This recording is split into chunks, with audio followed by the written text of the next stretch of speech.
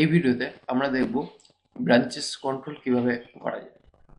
Branches বলতে এখানে branches syntax আমরা তিন রকমের ব্যবহার করে থাকি। সেখানে একটা হচ্ছে গো টু, আর একটা হচ্ছে ব্রেক, আর একটা হচ্ছে কন্টিনিউ। এই তিন রকমের ব্রাঞ্চেস কন্ট্রোল সিতে রয়েছে। সেই ব্রাঞ্চেস কন্ট্রোলের মধ্যে আমি এখানে গো টু নিয়ে আমি একটা প্রোগ্রাম রেডি করেছি। সেই প্রোগ্রামটা দেখা যাক। এইখানে নর্মাল প্রোগ্রাম যেভাবে লেখা হয় সেভাবেই আমরা প্রোগ্রাম লিখেছি।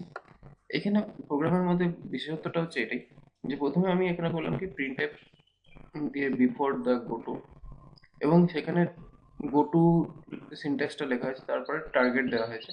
যে টার্গেটটা হচ্ছে এখানে লেখা আছে যে টার্গেটটা এটা হচ্ছে লেভেল, এটা হচ্ছে লেভেল পয়েন্ট করা হয়েছে, এবং সেখানে আফটার দ্য টার্গেট এই বলে প্রিন্ট করা হয়েছে।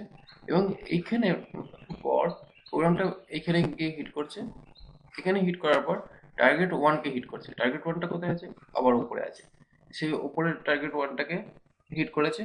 টার্গেট ওয়ানটা হিট করার পর তারপরে আবার খুঁজে পাচ্ছে গো টু দ্য এন্ড, তার মানে আবার এন্ডে এসে সেই প্রোগ্রামটাকে এন্ড করে দিচ্ছে।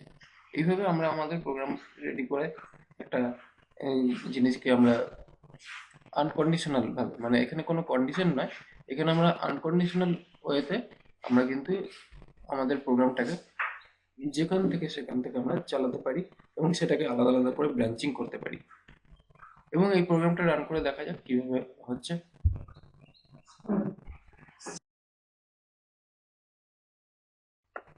প্রোগ্রামটা রান করা হয়েছে। এখানে before the go to first, তারপর after the target one, now program is end. আমার পরপর সিরিয়ালাইজ করা হয়ে গেছে। এই হচ্ছে প্রোগ্রামটা। এবার আমরা চলে যাচ্ছি ব্রেক ইন্ট আই নামে একটা ভ্যারিয়েবল নিলাম। এই এখানে ফর লুপ দিয়ে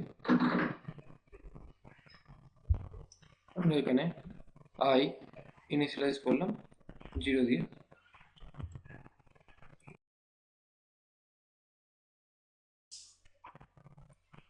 I less than 10, up to 10 অবধি চলবে, এবং I plus plus.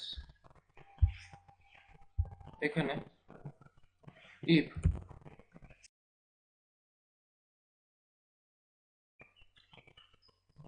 I equal 5 যদি হয়,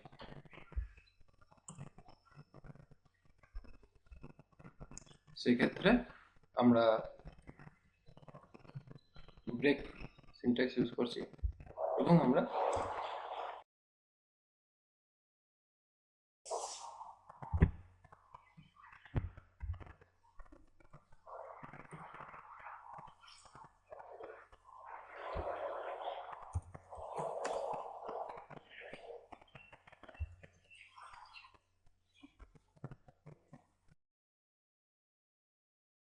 এখানে আমরা আই ভ্যালুটাকে প্রিন্ট করে দিচ্ছি। ঠিক আছে, এই আই ভ্যালু প্রিন্ট করে দেওয়ার পর এবার আমরা দেখি কি হচ্ছে ব্যাপারটা।